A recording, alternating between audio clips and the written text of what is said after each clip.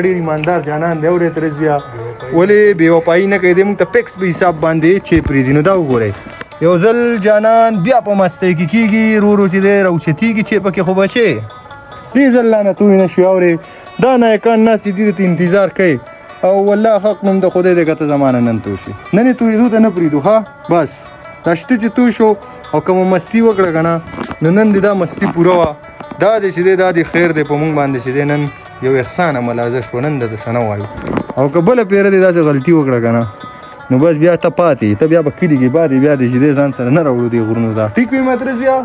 بیا یې نه راوړو بلکل یې نه راوړو که دې نن بې وفایي وکړل او چې دې رانه توی کو